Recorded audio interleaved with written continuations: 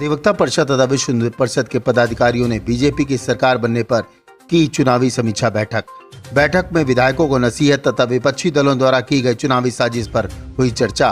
विश्व हिंदू परिषद के पदाधिकारी मधुराम जी ने उठाया कृष्ण जन्मभूमि का मुद्दा।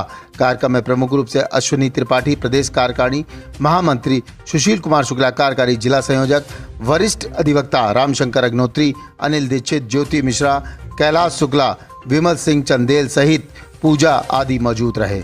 जीत हासिल किया है उसके पीछे छोटे से छोटे कार्यकर्ताओं का समर्पण दिखाई दे रहा है और आज उसकी जीत लगता है हमारी जीत है। वह जीत को आज स्वयं स्वीकार कर रहा है। परिश्रम करने के बाद लगता है कि उसको एक सकारात्मक परिणाम मिला है।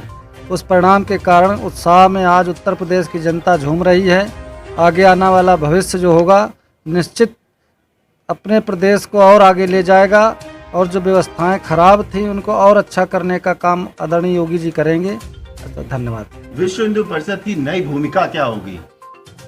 विश्व हिंदू परिषद की स्थापना के समय में जब विचार किया गया था कि स्थापना क्यों करना, तो उसके पीछे के जो उद्देश्य थे उसमें से लगभग 50% कार्य हमारी भारतीय जनता पार्टी ने, योगी जी ने और मोदी जी ने किए हुए हैं। आगे की जो कार्य योजनाएं हैं हमारी कि भगवान कृष्ण का जो मंदिर है उसको मुक्त कराया जाए। जो ऐसे उत्तर प्रदेश के अंदर स्थान हैं जो विवाद का कारण बने हुए हैं, हिंदू मुस्लिम दंगों के कारण बनते हैं, शायद न्यायालय से हमारे मुख्यमंत्री जी उनको निर्णय दिलवाएंगे और सहजता पूर्वक निष्पक्ष जांच करके जो उसका हकदार है उसको वो दिलवाया जाए। लोकतंत्र का महापर्व संपन्न हुआ।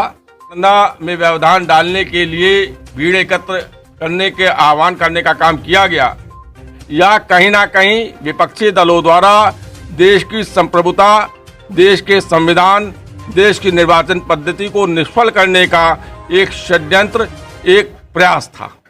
निश्चित रूप से उच्चतम न्यायालय, उच्च न्यायालय, उत्तर प्रदेश सरकार के सक्षम प्राधिकारियों, भारत सरकार के सक्षम प्राधिकारियों को और हम अधिवक्ताओं को भी इसका संज्ञान लेकर के इनके खिलाफ कार्रवाई सुनिश्चित करानी चाहिए। क्योंकि जिस प्रकार से तमाम राजनीतिक दल, विरोधी दल के नेता जिस प्रकार से मतगणना के दौरान भीड़ इकट्ठा करने का आह्वान कर रहे थे, वह देश की संप्रभुता के खिलाफ एक बड़े युद्ध, बड़े हमले की तैयारी थी। उत्तर प्रदेश के चुनाव में जो प्रचंड बहुमत भारतीय जनता पार्टी की सरकार को मिला है, हम अधिवक्ताओं ने भी हिस्सा लिया है।